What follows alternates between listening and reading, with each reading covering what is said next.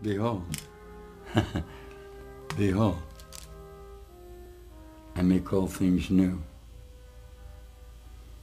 The time is present with us now in the fulfillment of the prophecy of Revelations. I'm using the Christian Bible.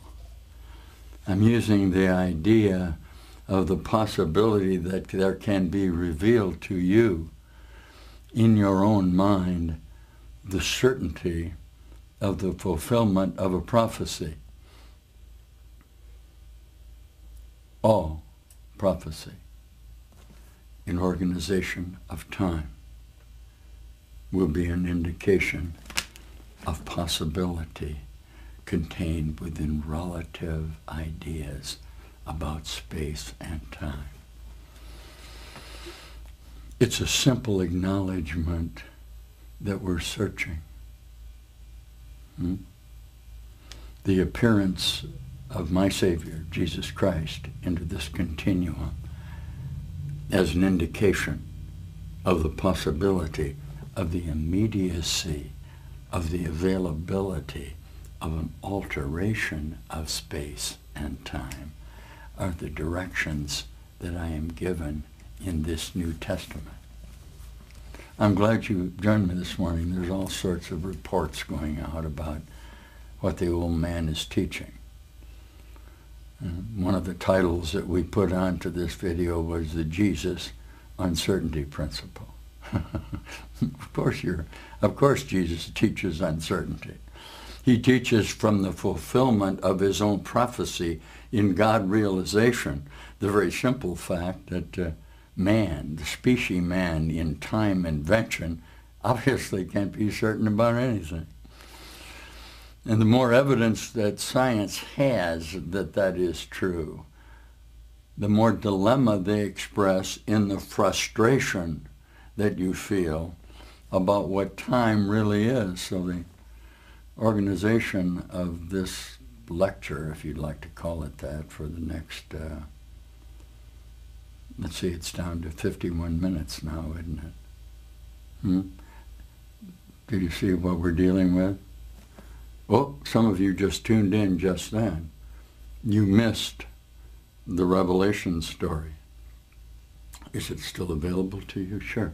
It's available to you because it is written. The idea of relative associations in time cannot exclude historic references that we have concerning ourselves in this time episode. The dilemma that we express is in locating ourselves in a body. Fundamentally, we feel a continuing frustration about not being able to identify ourselves in any given situation because of the continuing alteration that occurs within what we will term, relatively in science, it's called bit entanglement. The idea that you have associations in your mind that find correspondences objectively is the fundamental teaching in the denial of our Savior Jesus that this world actually exists at all. Look with me as an advanced teacher. The revelation that I received in regard to my certainty that the continuity of time is entirely present with me at this time and space are what I'm offering to you. And your acceptance of it will be a moment of the loss of our objective separation. Let's look just for a moment about your search. There's no question that you're searching for the solution within this time frame. I'm going to declare something to you conceptually now if you want to hear it from me. Based on the relative ideas concerning space and time, there is no possibility that as you are conceptually conceived in your association with this aggregation of time, that you will ever be able to locate yourself. The solution offered by my mind to you through my revelation is very simply, why do you continue to attempt to locate yourself when the fundamental idea, first, that you can't, and second, any justification of your association within time would be a denial of the entirety of the communication that would be possible for you, should you decide to exercise the power of your mind that was inherent to you at our observation of ourself. This is a course in miracles. The idea that the conceptual mind, in its organization of time, can actually locate itself anywhere is the dilemma of the uncertainty principle of Jesus. The simple fact of the matter is you can't. Did I forget to locate ourselves here for just a minute? Here, I did. I charged into that a little bit. Let's come together for just a moment. I'm looking at our relative associations based on the revelations that I just read you. So say to me, I am the Alpha and the Omega. I am the beginning and the end. Here's a problem you have.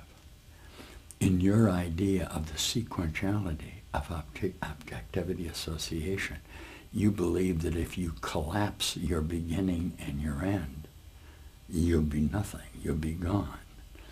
I want to assure you that because of the entirety of the uncertainty of your relationship in space-time, the moment you didn't attempt to locate yourself within your identity of your invention of time, you would not be gone, okay, but in the entirety of the mind of God. You would not be lost, but found. Very simply, the idea of your location in time, human, in your invention of your determination to organize within the whole fundamental idea of separation is why you're here.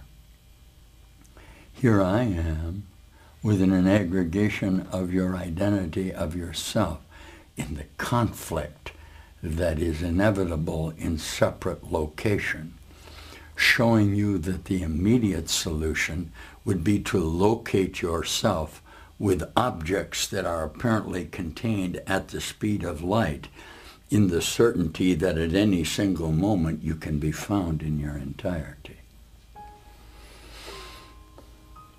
Our method of conveyance of the power of your mind is prayer. So we're going to start this episode of trying to find out who we really are with a little prayer from the Course. Listen with me. This instant is the only time there is. I have conceived of time in such a way that I defeat my aim. If I elect to reach past time to timelessness, I must change my perception of what time is for. Time's purpose cannot be to keep the past and the future one. The only interval in which I can be saved from time is now, for in this instant has forgiveness come to set me free. Why? The birth of Christ is now, without a past or future. He has come to give his present blessing to the world, restoring it to timelessness and love. And love is ever present, right here and right now.